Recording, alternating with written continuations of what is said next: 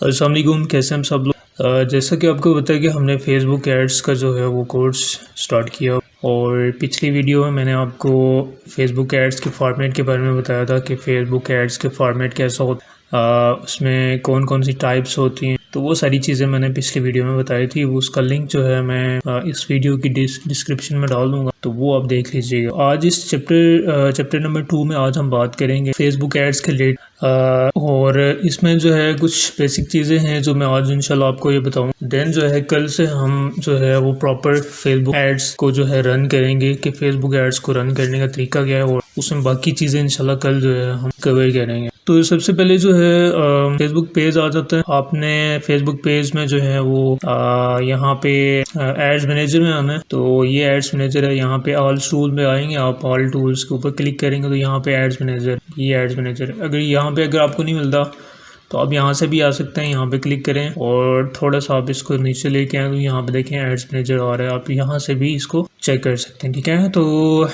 यहाँ पे ऑलरेडी हमने ओपन किया हुआ है। एड्स मैनेजर के ऊपर जब क्लिक करेंगे तो यहाँ पे एड मैनेजर जो है वो ओपन हो जाएगा। तो ये जो है बेसिकली डैशबोर्ड है। यहाँ पे हमारी सारी चीज़ें होंगी। यहाँ पे हम अपनी जो है कैंपेन रन करते हैं। यहाँ पे देखें एड सेट है, ठीक है। यहाँ पे एड्स हैं। अब ये जो 3 चीज़ें हैं ये बेसिकली हमारी मेन चीज़ें हैं जो हमने सेट करनी है यहाँ पे, ठीक है। यहाँ पे कैंपेन आ गया फर्स्ट, उसके बाद एड सेट आ गया, उसके बाद एड्स आ गए, ठीक है। ये मेन चीज़ें आपने लिख लेनी है क्योंकि यही मेन चीज़ें जो है एड्स में यूज़ होगी, ठीक है। तो यहाँ पे सबसे पहले कैंपेन्स का यहाँ पे आपको ऑप्शन, तो कैंपेन से पहले जो है आपको पता होना चाहिए फेसबुक ऑडियंस। तो फेसबुक ऑडियंस के बारे में आपको पता होना चाहिए। तो उसके बारे में आपको बताता हूँ कि फेसबुक ऑडियंस बेसिकली है क्या। फेसबुक ऑडियंस में बेसिकली जो है कुछ पॉइंट्स है जिसमें यूज़र आ जाता है, ठीक है। उसमें एज आ जाती है, जेंडर आता है, फिर लोकेशन आता है, ठीक है। तो ये चीज़ें भी इंशाल्लाह जो मैं आगे जाके आपको बताऊंगा कि ये बेसिकली फेसबुक ऑडियंस को हम कैसे सेट करें। और उसके बाद जो है बेसिकली कैंपेन के साथ जो है फेसबुक ऑडियंस लिंक करती हैं। उसके बाद एड सेट आ जाता है। एड सेट में जो है आप जो अपना ऑब्जेक्ट है वो सेट करते हैं।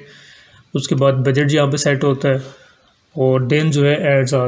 अब यहाँ पे जब भी आपने कैंपेन रन करनी होती है यहाँ पे आपने क्रिएट कैंपेन के ऊपर क्लिक करना है। यहाँ पे इसके ऊपर क्लिक करने के बाद यहाँ पे देखें कैंपेन के अंदर आपने ऑब्जेक्ट जो है वो सिलेक्ट करना है। ऑब्जेक्ट क्या होता है, ठीक है। यहाँ पे मैं आपको बता देता हूँ। यहाँ पे देखें ये बेसिकली ऑब्जेक्ट हैं सारे, ठीक है।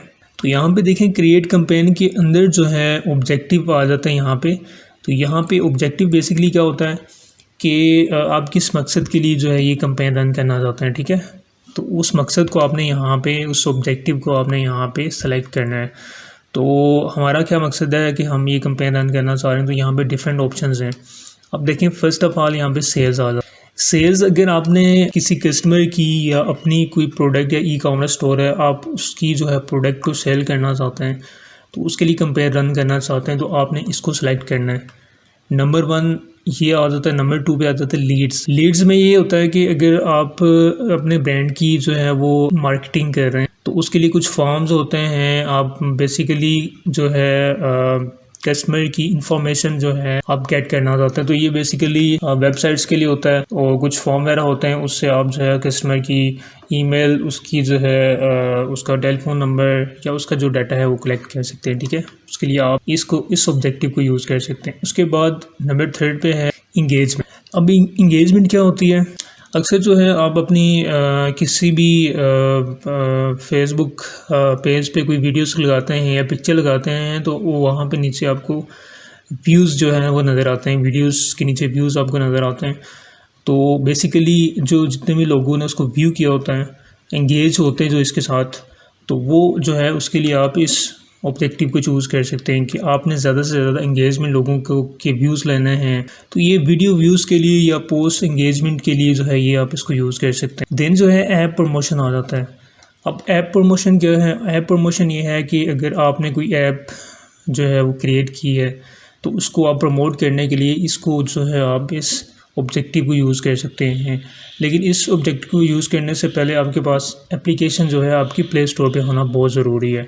उसके बाद आप इस ऑब्जेक्टिव को सिलेक्ट कर सकते हैं, ठीक। देन जो है ट्रैफिक आ जाती है। तो ट्रैफिक का तो हर किसी को पता होगा। ट्रैफिक बेसिकली जो है इस ऑब्जेक्टिव को यूज़ करने का मकसद ये होता है कि आप ज़्यादा से ज़्यादा अपने जो है क्लिक लेना चाहते हैं, अपनी वेबसाइट पे ट्रैफिक जो है वो गेन करना चाहते हैं, तो उसके लिए आप इसको यूज़ कर सकते हैं। ठीक है, तो ये बेसिकली वेबसाइट्स के लिए होती है।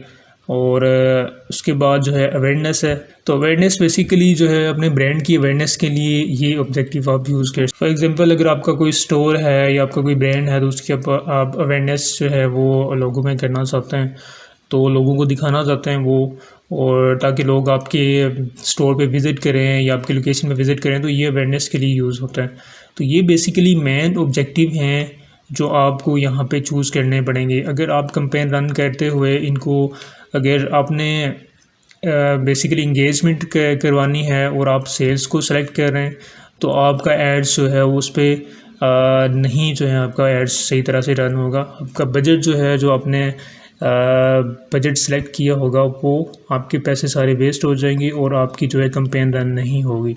तो इसलिए इन चीज़ों को समझना बहुत ज़रूरी है। तो इंशाल्लाह नेक्स्ट वीडियो में जो है मैं आपको ऐड सेट के बारे में बताऊंगा और फिर ऐड के बारे में हम पढ़ेंगे।